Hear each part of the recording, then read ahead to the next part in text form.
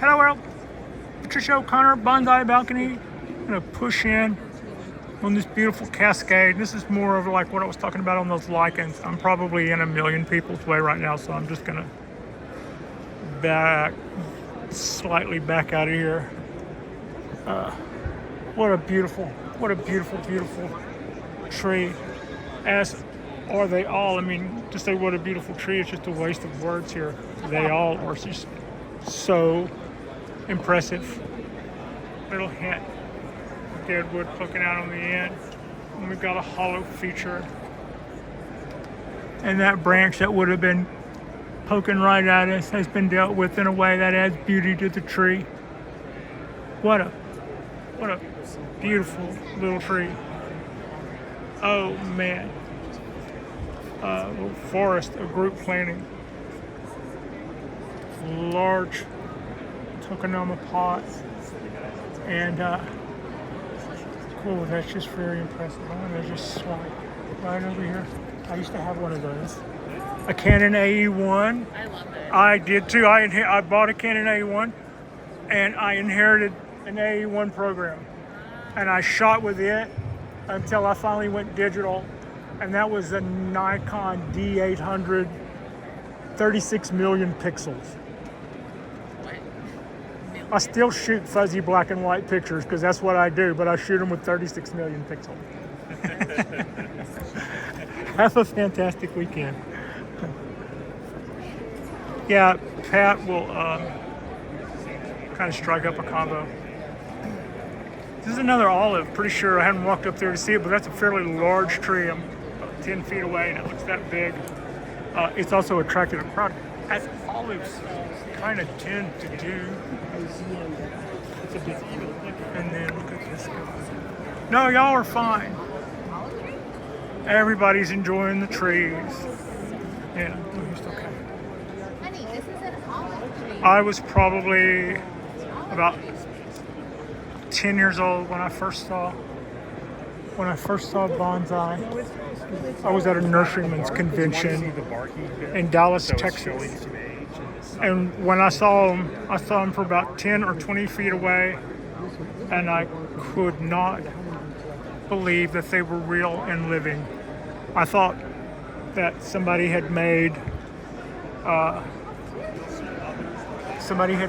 miniature in porcelain or maybe in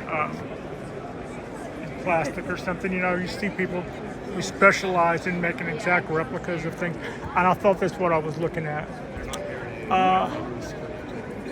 This is a cousin to the American bald cypress. This is a pond cypress.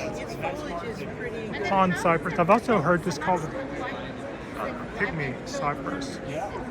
That would be in reference to the fact that it's a little smaller than a bald cypress. Bark, it buttresses the same. Its bark might be a little different, a little more cork barky, I don't know, a little more stratified. Or it might be that they've just never taken the bark off, which is something I don't do either. I don't peel the bark off my trees, I let it fall off. But, and this is a rather large tree. This is a rather large tree. But this is a pond cypress. This is the cousin to the group plantings that you see on our balcony.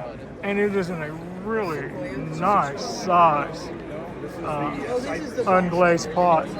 Beautiful to look at. And there is another oak. And it is also, I'm going to back up and show humans for scale, it is another rather large oak. About probably the same size and height as our large corkbark oak I named Log. But it has a really nice shape to it. All the trees here, the leaves on all the trees here are just so impressively small. There's another view of this guy, and you can see the base is really, really thick. And all those little bumps in the base, we can see those on our tree. Every time it puts out a new shoot, and I don't just pull it off right away, the result is those little bumps, I like them. They're a way to build up the base of the tree. Wow. We are looking at a beautiful Ponderosa Pine with some really nice shari and deadwood features. We start at the base. The base has some really nice exposed roots. There is a lot of lichens in there to be seen. And then we've got this exposed shari here that is so impressive as it pokes back out here and here with the bark wrapping back around. And you can see the grow over here and here, and then more exposed wood out here. Again, the needle length on this tree shows it to be one where they have been taking great care to try to get the needle length that small, that being appropriate for a bonsai tree this size. More than appropriate, it's spectacular. This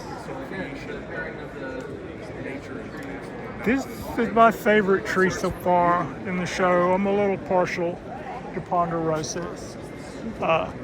Y'all already know I feel certain ways when it comes to ponderosas. I feel ways. I think that's what the kids are saying. Look at that guy, and it's budding out like it's spring. It is. Look at that. Wonder what nice little trick they did, or if they had to do a trick. Maybe it does that where it comes from. Maybe they threw it in a walk-in icebox for, I don't know how it, but you know, it's almost November and that thing has just got these covered in pretty little buds all over it. And then more twisted. This is kind of like a mother-daughter, I think. Very nice shape, very nice woodwork, hollow features. I'm going to try to move in a little bit, stay out of this gentleman's way. And then a little exposed deadwood on the top. Thank you. And then we've got some more deadwood coming out of the back. Look at this forest. Different accent variety, and also good thing to keep in mind then with the display is to have enough variety with the shape of the stands. Okay. And that includes This is a great place. This is a great place to stop. And we're going to pick this up in a minute. Thank you all. Thank you all so much for watching.